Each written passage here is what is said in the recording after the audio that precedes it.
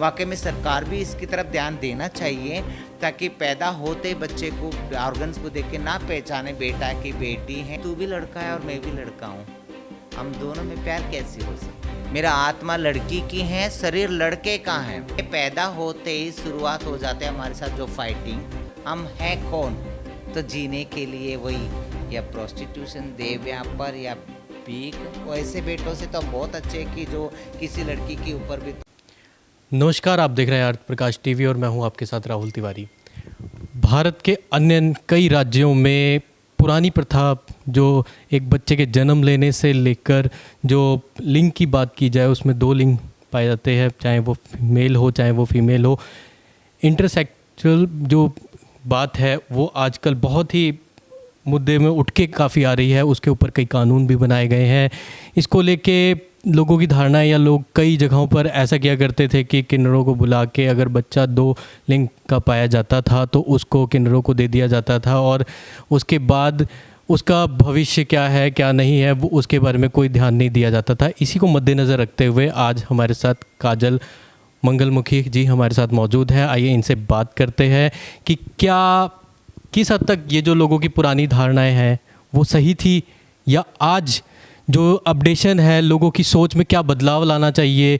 कहाँ तक लोगों को ये जो जैसे पहले बच्चों को दे दिया जाता था, तो अब किस तरह की मेंटालिटी को चेंज करने की ज़रूरत है आज के लोगों को। आइए बात करते हैं, जानते हैं।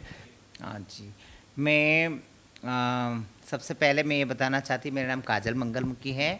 मैं मंगलमुखी ट्रांसजेंडर वेलफेयर सोसाइटी की मैं प्रेसिडेंट हूँ, और साथ में मैं अपना ट्रांसजेंडर वेलफेयर बोर्ड की मेंबर भी हूँ। हाँ जी, उसके साथ साथ मैं अपनी एक वुमेन पावर सोसाइटी की मैं ट्रांसजेंडर विंग भी हूँ। मैं ये कहना चाहती कि उदाहरण जो आपने बता रहे हैं, कोई भी बच्चा हो, चाहे मेल हो या फीमेल हो या कोई भी बच्चा हो, तो पहले उसको देख के ये पहचान लेते कि उसके ऑर्गन्स को देख के पहचानते ये लड़का है कि लड़की है, किन्नर है। बट वो बिल्कुल गलत बात है। मैं एक एग्जांपल, मैंने एक बात बताना चाहती, उदाहरण। आज के 23 साल पहले एक बच्चे ऐसे ही बच्चे हुआ था जो उसका सेम जैसी ऑर्गन्स जो है वो कंफ्यूज था। कंफ्यूज मतलब जैसे वजाइना भी बना था, उसके अंदर पीनस भी बना था। तो उसके साथ में वो समझ गए कि उन्होंने 3 दिन की बच्चे पेरेंट्स ने ले आके मेरे दादी के सामने, जो मेरे दादी थी उनकी हाथ में दे के सौंप के चले गए, 3 दिन की बच्चे। फिर बाद में हमने उसको दूध, जैसे रुई में दूध पिलाते बड़े किए। बड़े करने के बाद फिर बाद में हमने उसको स्कूल में भी एडमिशन दिलवाए, पढ़ाए लिखाए, लड़की बना के हमने पाले। जब भी वो 12-13 साल की हो गई बच्ची, तो उसमें उसको पेट दर्द होने लगे, पेट में दर्द होने लगे। तो दर्द होने लगे तो एक हमने नॉर्मल डॉक्टर के पास ले जाके अपना जो नॉर्मल दवाई होती पेन किलर, वो वाला हमने देते गए। तो फिर दूसरी महीने ऐसे हुआ, फिर तीसरी महीने में भी ऐसे हुआ, फिर चौथी महीने में भी, ये क्या बराबर एक महीने होते। फिर हमने समझे कि शायद क्या पता, फिर और कोई हमें सुझाव दिए कि इसको गायनोकोलॉजिस्ट के पास ले जाना चाहिए, लेडीज़ डॉक्टर जो होते हैं। तो फिर बाद में हमने लेडीज़ डॉक्टर के पास ले गए तो वाकई में वो लड़की निकली। तो उसका जो भी जो अनवांटेड जो ऑर्गन्स जो था उसको हमने हटवा के फिर वजाइना बनवा के लड़की बना के अपना सर्जरी करवा दिए। क्या फ्यूचर में अगर ऐसे दो इंटरसेप्शन होते हैं तो क्या चेंज करवाया जा सकता है? अगर हाँ जी, करवाया जाता है। देखो, इंसान की सेक्स यहाँ नहीं होता है, ऑर्गन्स नहीं होता है, सेक्स यहाँ होता है, सोच होता है। तो बड़े से बड़े डॉक्टर को भी समझ में आना चाहिए कि पहले पहचान ये नहीं होना चाहिए कि बेटा या बेटी या कोई भी बोल के ऑर्गन दे के नहीं पहचानना चाहिए। क्या पता बेटा बोल के बेटा बेटा बोल के तुम पालोगे, बेटी बेटी बोल के पालोगे, 10 साल बाद, 12 साल बाद, 13 साल बाद जब होगा वो मैच्योर होगा, जब यौवनावस्था में आएगा, टीनेज एज होगा, क्या पता बेटा हो के बेटे की तरफ ही अट्रैक्शन हो सकता है, मतलब बेटी हो के बेटी की तरफ ही अट्रैक्शन हो सकती है ना। तब पता लगता है 14 साल के बाद। इसके लिए वही कहते हैं जैसे चलो मैं अपना आगे अपना बात नहीं बढ़ाना चाहती, बट जो पहले मैं ये कहना चाहती हूँ कि जो वो बच्ची को जो दे के गए थे, जो 14 साल में जब उसको पेट में दर्द होने लगे तो हमने गायनोकोलॉजिस्ट को दिखाया, तो उन्होंने तो सर्जरी करवा के सब कुछ करके अपना वजाइना शेप दे दी, लड़की निकल गई। वो हमने शादी भी किए थे, तो 18-19 साल में जब शादी भी किए तो उसके बाद उसकी एक बेटी भी पैदा हो गई। अगर वो किन्नर समझ के वो दे के गए तो किन्नर को बच्चा कहाँ से होती बताओ। तो डॉक्टर ने क्यों नहीं पहचाना कि सर्जरी हो सकता है, ये लड़की बन सकती है, क्यों नहीं सोचे उस टाइम पे। इसके लिए फिर उसकी बात क्या हुआ, वो लड़की 1 साल की हो गई, बच्चा भी पैदा हो गया, 1 साल की बच्चा भी हो गया। तो 1 साल के बाद अभी 1 साल पहले वो जो उसकी डेथ भी हो गई, जिसके हमने लिए थे, शादी किए थे। अब तक फिलहाल कितने केस आपने ऐसे देखे हैं? बहुत सारे केस देखी मैंने तो, बहुत सारे जो किन्नरों को देख के चले जाते हैं, ये किन्नर है बोल के, उसकी सिर्फ ऑर्गन्स को देख के अपने लेके दे के चले जाते हैं। बट गलत बात है।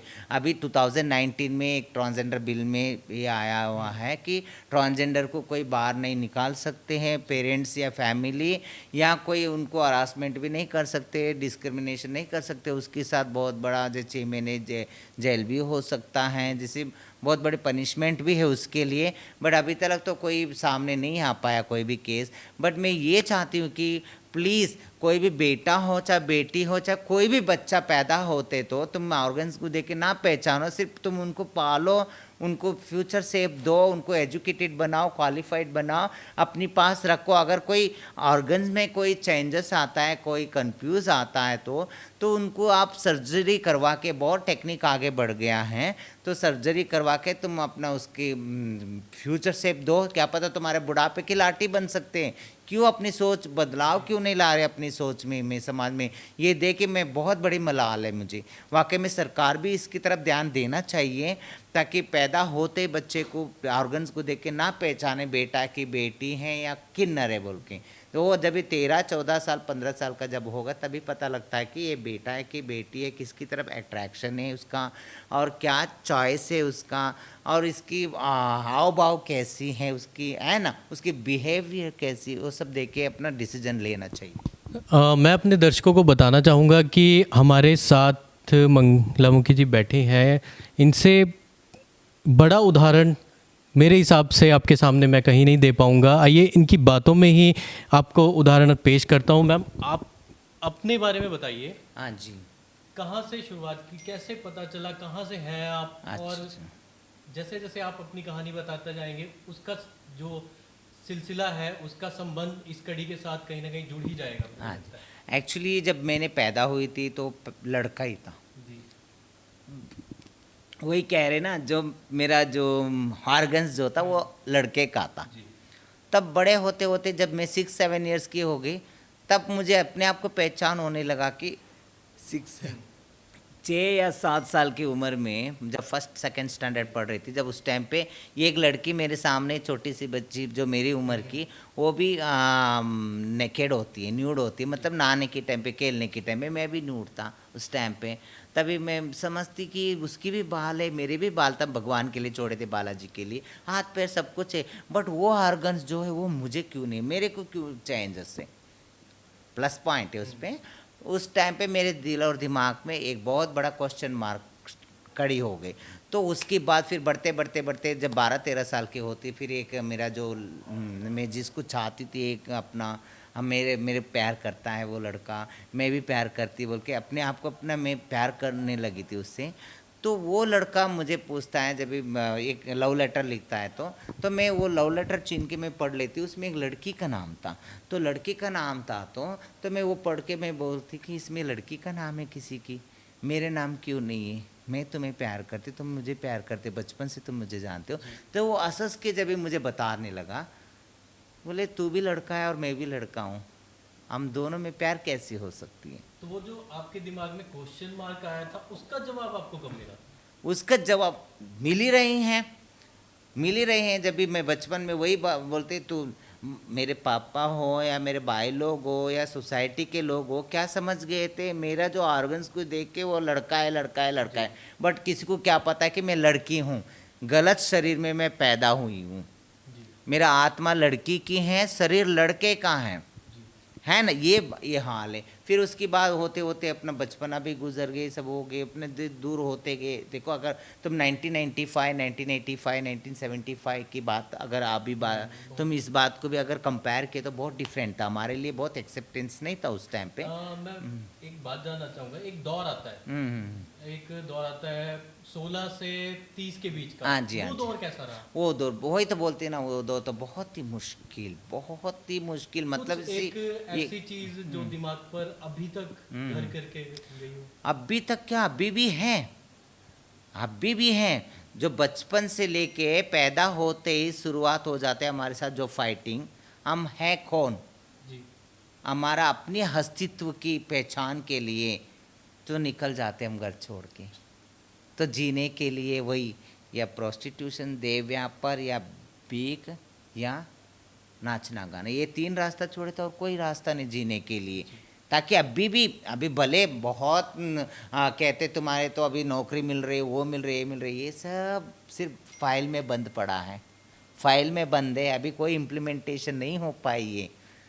कहते ना बोले अगर तुमने इक्वालिटी अगर तुम दे रहे हो, इक्वालिटी अगर दे रहे हो तो तुम मेन स्ट्रीम्स में भी लाओ, जल्दी से जल्दी लाना चाहिए।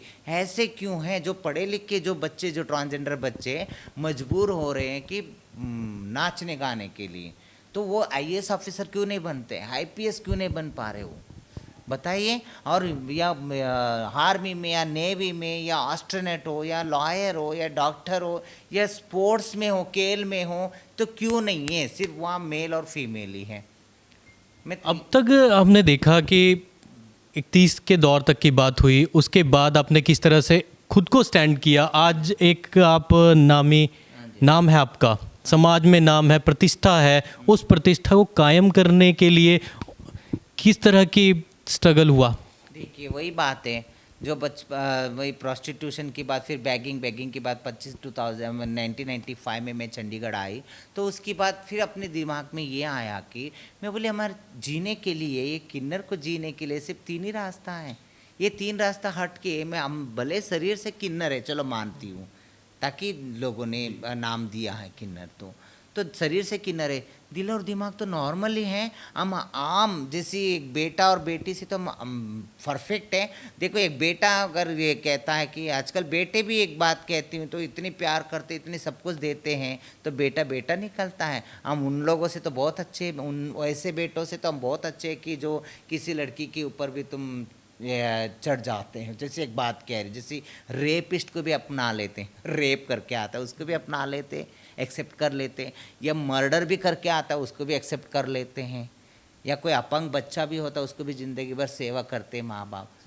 आप समझ में आना चाहिए वैसे पेरेंट्स को जो हमारे जैसे बच्चों के साथ जो भेदभाव करते हैं, एक्सेप्ट नहीं करते हैं, है ना। पता लगना चाहिए तुम्हारा बुढ़ापा है ना, सुखना कटना हो तो हमारे जैसे बच्चों को तुम एक्सेप्ट करो, तुम फिर आने वाले दिनों में तुम वृद्धाश्रम में नहीं जा पाओगे, वरना तो वृद्धाश्रम जाना पड़ेगी।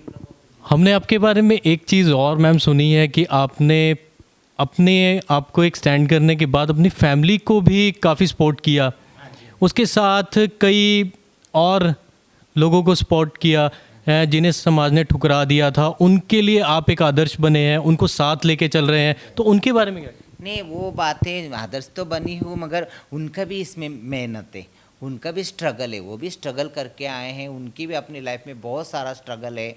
एक तो वो लोग मेरे लतिका बहन है, ये जो मेरे चेला हैं जो वोशिन सरकार जो है, ये लतिका जो बहन जो है ये अम्बाला कैंट से अपनी इलेक्शन लड़ी हैं। आपको लतिका जी, हाँ लतिका जी के बारे में बता दें कि अनिल विज जी के अगेंस्ट खड़े होके इन्होंने अम्बाला से इलेक्शन लड़ा था, और ये बहुत बड़ी बात है।